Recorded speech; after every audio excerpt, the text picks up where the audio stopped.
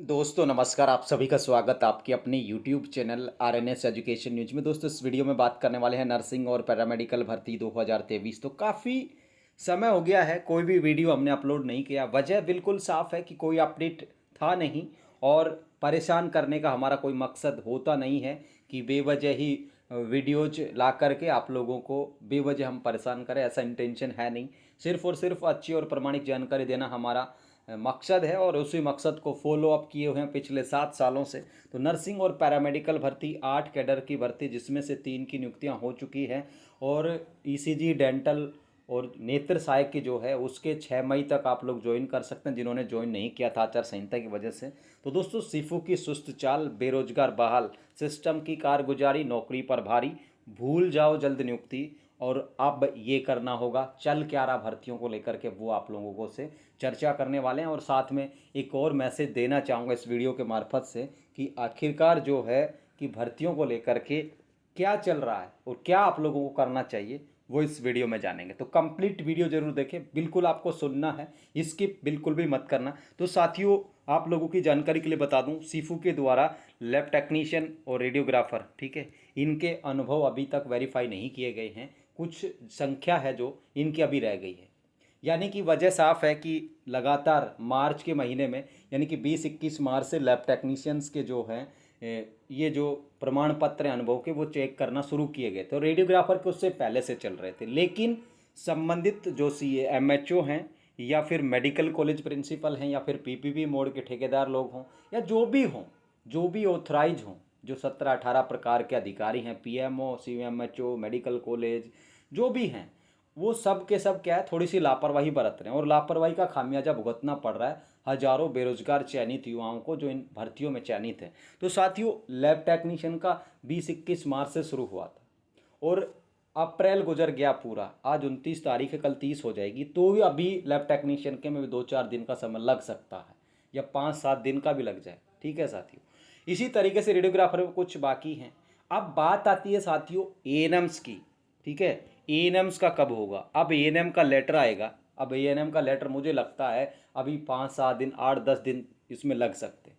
अब एएनएम का लेटर आएगा, लेटर आने के 2-4-5 दिन बाद वो शुरू होंगे, और फिर एएनएम के अनुभव वेरिफिकेशन में समय लगेगा। अब एएनएम के जो वेरिफिकेशन है साथियों, वो देखिए, लगभग एएनएम के टोटल वेरिफिकेशन जो करने हैं इन्हें अनुभव के, उनकी संख्या लगभग मेरे अकॉर्डिंग लगभग 8-9 हज़ार होगी, क्योंकि जितनी भी C H A N M थी, वो लगभग 4 से 5 हज़ार थी। उसके बाद 14-1500 लोग आप लोग एन एच एम की लगा लीजिए, पी पी पी मोड की लगा लीजिए, यू टी भी लगा लीजिए, तो 5 हज़ार अगर हम सी एच ए मान लें, जिनको भी भाई एक्सपीरियंस तो उनका भी बना के दिया गया था, भले ही सिलेक्शन सबका नहीं हुआ हो, और 3 हज़ार वैसे मान लो, तो 8 हज़ार के आसपास एएनएम्स के करने हैं। जब 11-1200 या 1800 एक्सपीरियंस को चेक करने में 1.5 से 2 महीने लगाए जा रहे हैं, तो 7-8 हज़ार में कितना समय लगेगा, ये देखने वाली बात है। तो एएनएम्स का अनुभव पुनर्सत्यापन का लेटर 5-7-8 दिन में आ जाएगा, लेकिन उसके बाद ये लगभग शुरू होंगे, मुझे जहाँ तक लगता है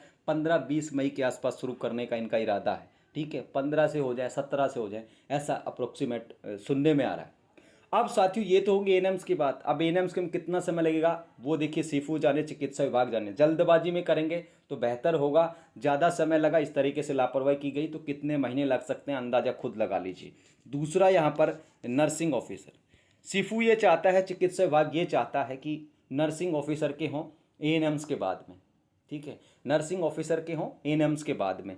और एएनएम्स के बाद में जब नर्सिंग ऑफिसर के शुरू होंगे, तो नर्सिंग ऑफिसर में संख्या, जो तमाम अनुभव जारी हुए थे नर्सिंग ऑफिसर के, उन अनुभवों की संख्या है, जो प्रमाण पत्र जारी किए थे संबंधित अथॉरिटीज़ ने, तो नर्सिंग ऑफिसर में जो टोटल एक्सपीरियंस इनको जांचने हैं, वो संख्या साथियों लगभग लगभग 20 से 22 हज़ार है। वो किस तरीके से है, देखिए, जितने भी सी एच ए थे सबने फॉर्म भरा भाई, तो 12-14 हज़ार की संख्या, चलो 10 हज़ार आप लोग सी एच ए मान लीजिए, ठीक है, जिनके एक्सपीरियंस बनाए गए, भले ही सिलेक्शन 2-2.5 हज़ार लोगों का हुआ, 6 हज़ार के आसपास, या 5500, 5 हज़ार मान लो आप सी एच ओ थे, जिनका जो है उनको भी, उन्होंने भी बोनस बना के लगाया था, भले उनको बोनस अंक नहीं दिए गए।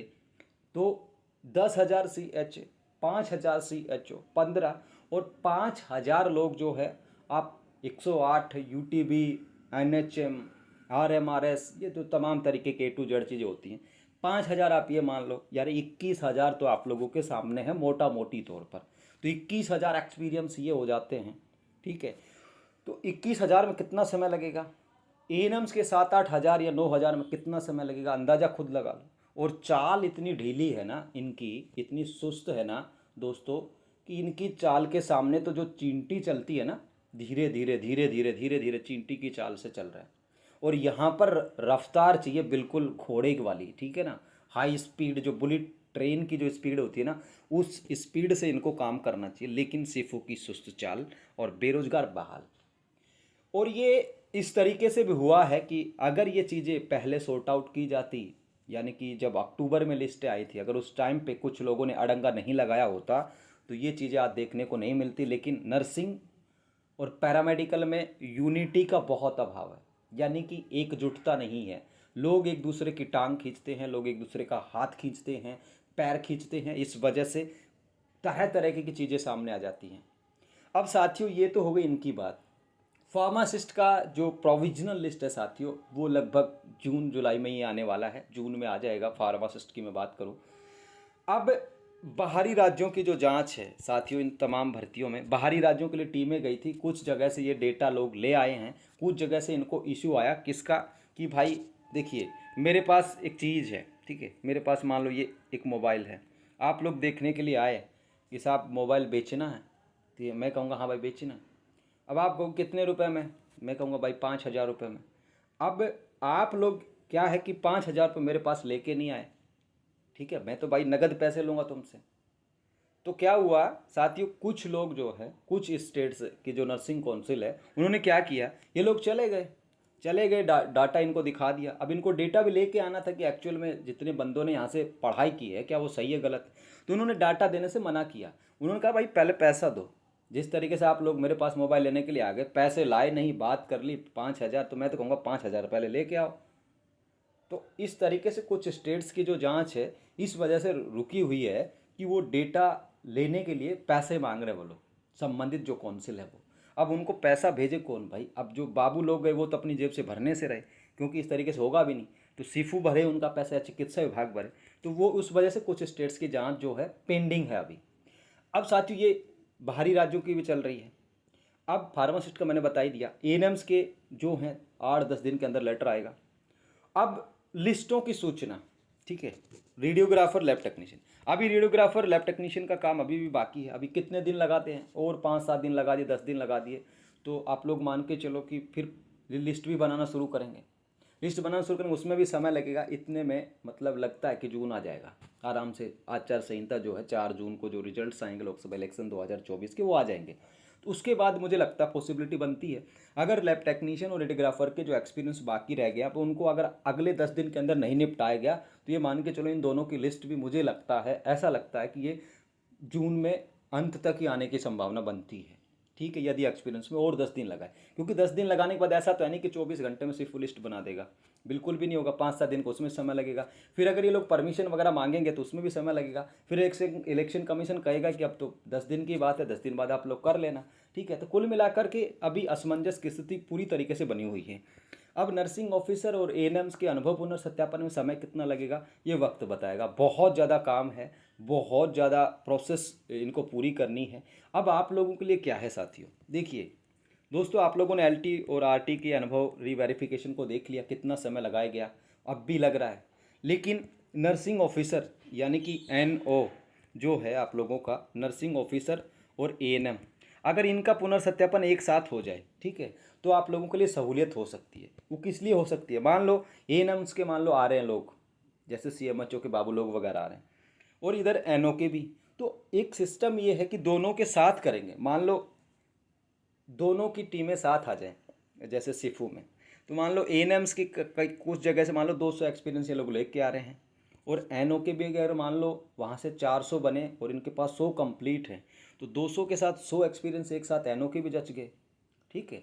तो इससे क्या होगा, अगर दोनों की जांच चलेगी तो मान लो कमी बेसी कोई होगी, मान लो एनओ के में किसी के में दिक्कत है, कोई कागज नहीं लेके आए और एएनएम के में नहीं लेके आए, तो वो दोनों कागज एक साथ आ सकते हैं। इसलिए एएनएम और एनओ का जो है जो एक्सपीरियंस है, अनुभव रीवेरिफिकेशन, वो अगर एक साथ होगा तो साथियों काफ़ी जो समय है उसकी बचत हो जाएगी, और बचत होगी तो आप लोगों को नियुक्ति भी जल्द मिलेगी। कुल मिलाकर के हालात ये हैं, अगर आप लोग अभी भी इन चीज़ों पर जाएंगे कि सबको साथ नियुक्ति मिले, सबको साथ ही सब कुछ हो, तो मुझे ऐसा लगता है कि फिर ये जो भर्तियां हैं इस साल के अंत तक पूरा होना तय है। ठीक है साथियों, बिल्कुल लाग लपेट की बात नहीं कर रहा हूँ, बिल्कुल सच बता रहा हूँ, क्योंकि समय लगेगा, मतलब लगेगा। एनओ और एएनएम के अनुभव वेरिफिकेशन जो है बहुत जल्द हों और एक साथ हों तो बचा जा सकता है, अन्यथा एएनएम के में भी काफ़ी समय लगेगा और नर्सिंग ऑफिसर के में भी समय लगेगा। बिना एक्सपीरियंस के जो है इन चीज़ों को पूरा नहीं किया जा सकता, भर्तियां पूरी नहीं कर सकते, एक्सपीरियंस जांचे बगैर लिस्ट भी नहीं आ सकती। इसलिए साथियों आप लोग एकजुट हों।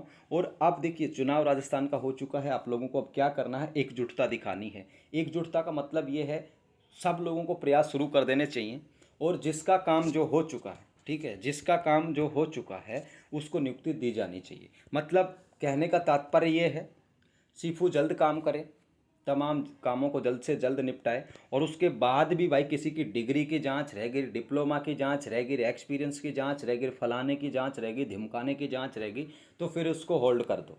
ठीक है, यही तरीका है। नहीं तो अगर आप लोग ये सोचते हैं कि 5,000 बच्चे हैं और 5,000 के दुख दर्द पहले सबके मिटा दो और फिर उसके बाद ज्वाइनिंग दो, तो ये दुख दर्द कई सालों भी चल सकते हैं। फिर आप लोग कहेंगे कि यार ये क्या हो रहा हमारे साथ। तो अब एकजुटता दिखानी है, और अब आप लोगों को एक ही मांग होनी चाहिए कि जिस तरीके से भी है, जिसका काम पेंडिंग है, अब काफ़ी सारे लोग इस बात को मेरी को इस तरीके से लेके जाएंगे कि आप लोग बाहरी राज्यों के लिए, देखिए मेरा इंटेंशन ये नहीं है, बाहरी राज्यों की जांच लगभग हो चुकी है। क्या हो चुकी है? लगभग हो चुकी है। होल्ड वालों को बड़ी दिक्कत होगी मेरे इन शब्दों से।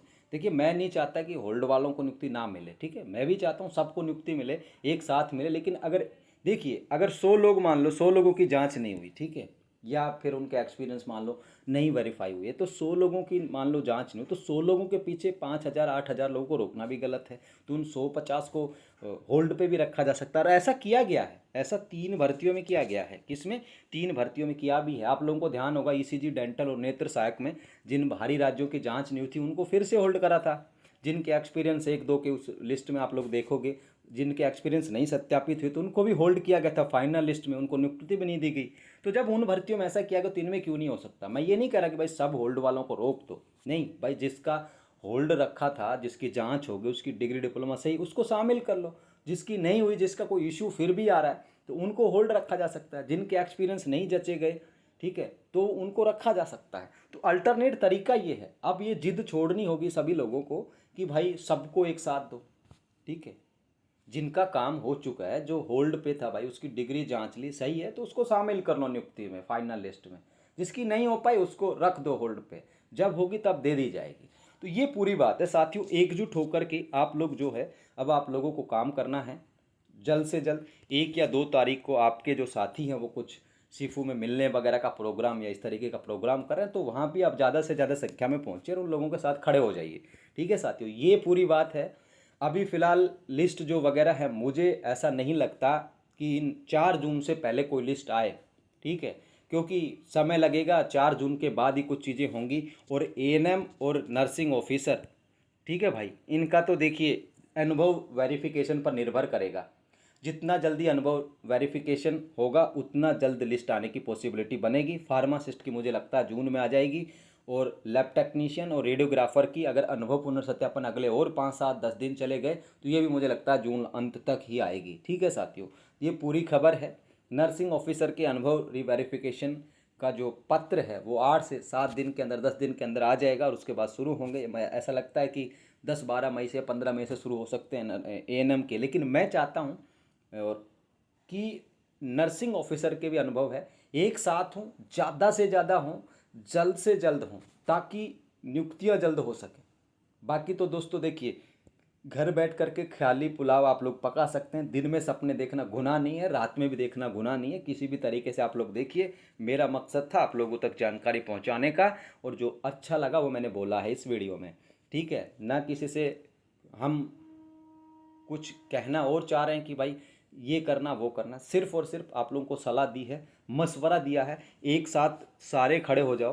अब ये जो समय है, नहीं तो फिर देखिए भाई, कोई ये सोच के बैठा है कि मैं तो दिवाली पे लग जाऊंगा नौकरी, तो देखिए भाई त्यौहार हर साल आते रहेंगे, ठीक है, हमारा बड़ा त्यौहार है, ठीक है, पूरे देश का बड़ा त्यौहार है दिवाली। तो भाई दिवाली पे कोई नियुक्ति मिलने से कोई महान काम नहीं हो जाएगा कि बहुत महान काम हो गया। जिस दिन आपकी नौकरी लगेगी वो दिन आपके लिए किसी दिवाली से कम नहीं होगा, और वो दिन कभी नहीं भूल पाएंगे आप लोग। इसलिए दिवाली का चक्र छोड़िए और ये सोचिए कि भाई रक्षाबंधन से पहले नियुक्तियां हों, ठीक है, 15 अगस्त से पहले नियुक्तियां हों। ये सोच अगर आप लोगों में डेवलप करेंगे तो मुझे लगता है फ़ायदा होगा। और बाकी ये जो चलते रहते हैं मैसेज व्हाट्सअप में, आज ये हो गया और कल लिस्ट वो हो जाएगी, परसों ये हो जाएगी, इन मैसेजों को आप लोग बहुत लंबे समय से देख पा रहे हैं, ठीक है, आधा सच होता है आधा झूठ होता है, बहुत सारी चीज़ें चलती रहती है। इसलिए भाई व्हाट्सअप के मैसेजों को देख करके अगर आप लोग, अब गर्मियों में भी रजाई ओढ़ के सो रहे हैं कि जब मिलेगी अब मिल जाएगी, ठीक है, तो फिर तो कुछ हो ही नहीं सकता। साथियों, एकजुट होने की आवश्यकता है सब लोगों को, और सब लोग एकजुट होंगे तो बात बनेगी, अन्यथा देखिए सब ऐसे ही हैं फिर, ठीक है। तो चिंता करने की तो आवश्यकता है नहीं, लेकिन सजग और सतर्कता रहने की आवश्यकता है कि आप लोग सजग रहेंगे, सतर्क रहेंगे तो बात बनेगी, ठीक है साथियों।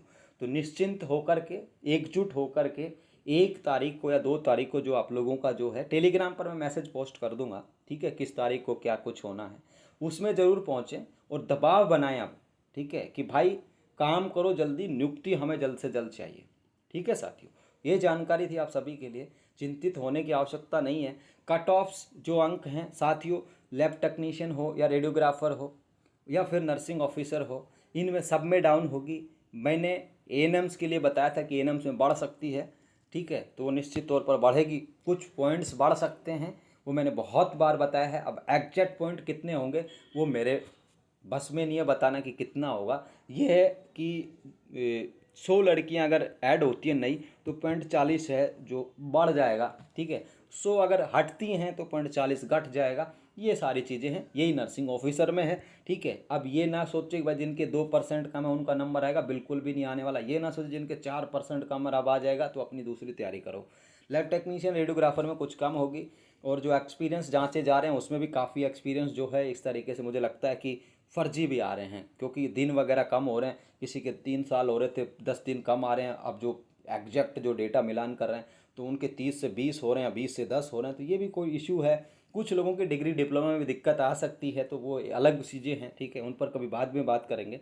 तो कुल मिलाकर के बात ये, कट ऑफ्स वगैरह एएनएम्स का मुझे लगता है कुछ बढ़ सकता है, कुछ बढ़ सकता है, ठीक है, बात पर ध्यान दें, कुछ बढ़ सकता है। नर्सिंग ऑफिसर डाउन होगी, लैब टेक्नीशियन डाउन होगी, रेडियोग्राफर डाउन होगी, और फार्मासिस्ट भी डाउन होगी, ठीक है, इन सारियों में डाउन होगी। बाकी एएनएम से मुझे लगता बढ़ेगी, क्योंकि उसमें एक रीजन है, क्योंकि एएनएम्स में जो है साथियों जो परिवेदना वाली बच्चियां थी वो ज़्यादा थी, क्योंकि 70-72% की जो लड़कियां हैं बेचारी वो परिवेदना में बैठी हुई हैं, उनका नंबर नहीं आया सिफो की गलती की वजह से, चिकित्सा विभाग की गलती वजह से। अब उनको तो देखिए शामिल करना चाहिए। मान लो ऐसी 40 लड़कियाँ हुई, 70, 71, 72% की, मान लो उसमें से 20 ओबीसी की हुई। अब भाई इन्होंने लिस्ट तो 4847 की निकाल दी, ठीक है ना, जो आप लोगों की लिस्ट निकली अक्टूबर के महीने, वो 4847 बच्चियों के, जिसमें होल्ड भी प्लस में जिनका नाम है वो भी। अब 4847 के अलावा 40 लड़कियां मान लो इनको वापस लेनी है जो परिवेदना के माध्यम से आ रही थी। अब 4847 में 40 जोड़ोगे तो वो तो भाई लगभग 49 हो रहे हैं।